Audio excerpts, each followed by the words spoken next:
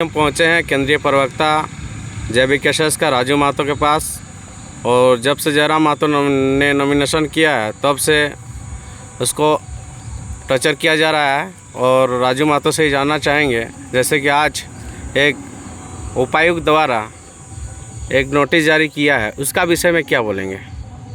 देखिए, आज जो उपायुक्त के द्वारा एक नोटिस जारी किया गया है उसके विषय में मैं यही कहना चाहूँगा कि उपायुक्त ने हमें स्कूटनी के दिन 7 तारीख को हमारा सिग्नेचर पे एक संदेह जताया है।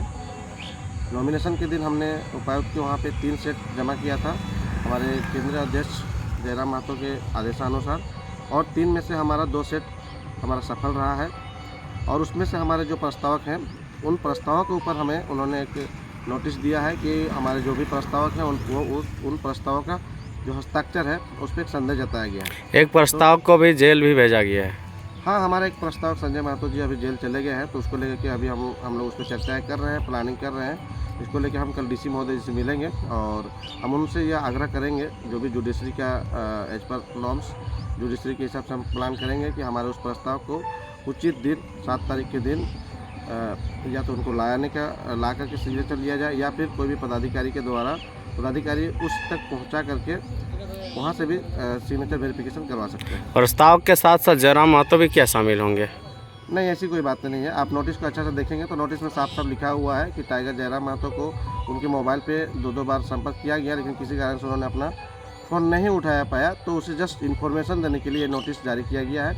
अलग अलग अखबारों में ये नोटिस जारी कर दिया गया है। सभी अखबारों से यही लिखा है कि उनके जो 10 प्रस्तावक हैं उन 10 प्रस्तावक के जो हस्ताक्षर है उस पर संदेह जताया गया है। तो 7 तारीख के दिन उन सारे प्रस्तावकों को डीसी के समक्ष जा करके सिग्नेचर वेरिफिकेशन करवाना है।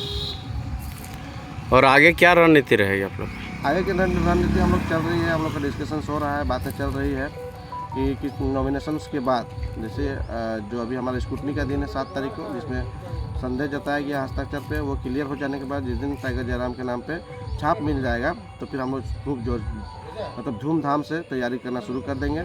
और हमारे जितने भी साथी हैं और जितने भी हमारे समर्थक हैं सब टाइगर जयराम के लिए चुनाव प्रचार में लग जाएंगे। जगह जगह अनेक चर्चा हैं, इसका विषय में क्या बोलेंगे? चर्चाएं तो बहुत है। देखिए, राजनीति में आरोप प्रत्यारोप लगती ही हैं, ठीक है। बहुत सारी चर्चाएं आ रही है, बहुत तरह की बातें आ रही हैं, तो खैर उससे हमें विचलित होने की ज़रूरत नहीं है।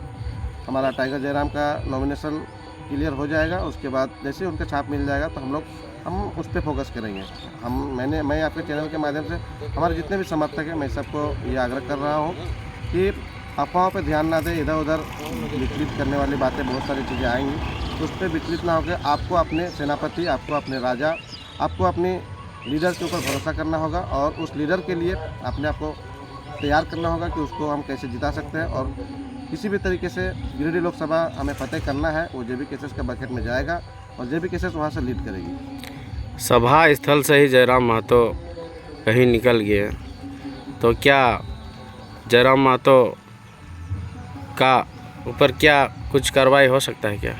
देखिए, वो तो लॉ एंड ऑर्डर्स की बातें हैं, खैर वो तो चल ही रही हैं और वो कानून अपना काम कर रही है, कानूनन तरीके से कानून अपना काम कर रही है।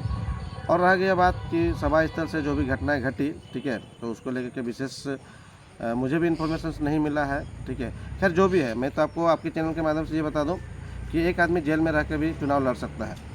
हमारे देश में तो ऐसे भी सैंपल्स हैं कि जिसकी रेप केस साबित हो चुके हैं, जिसके मर्डर केस साबित हो चुके हैं, वो लोग भी नॉमिनेशन करते हैं। लेकिन वो लोग जब नॉमिनेशन के लिए जाते हैं तो उनके ऊपर अरेस्ट वारंट नहीं आता है। लेकिन हमारे टाइगर जयराम महतो अपना हक और अधिकार की लड़ाई लड़ रहे थे और जिसके ऊपर एक अरेस्ट वारंट आ जाता है, तो ये कहीं ना कहीं एक राजनीतिक साजिश दिखती है, कहीं ना कहीं एक बड़े दल, बड़ी नेता और पैसे पूंजीपतियों लोगों का एक साजिश दिखती है। क्योंकि टाइगर जयराम महतो आज लगभग 2 साल में जितनी भी सभाएँ की हैं सभी जगह पर उन्होंने कहा है कि हमारी लड़ाई ज़मीन की लड़ाई है, हमारी लड़ाई माटी की लड़ाई है, हमारी लड़ाई हर उस ADP आदिवासी, दलित, अल्पसंख्यक और पीड़ित लोगों का लड़ाई है, और उसकी ही आवाज़ जयराम महतो बने हुए हैं। तो कहीं ना कहीं लोगों का ये समर्थन आप देखे ही होंगे कि 1 तारीख को टाइगर जयराम महतो के नामांकन में उनके साथ निकले समर्थकों की भीड़ जो लाखों के प्लस में रही है, ठीक है। तो ये समर्थन और लोगों का ये प्यार, लोगों का ये आशीर्वाद, इससे कहीं ना कहीं उनके विपक्षी दलों का पेट में दर्द हो रहा है।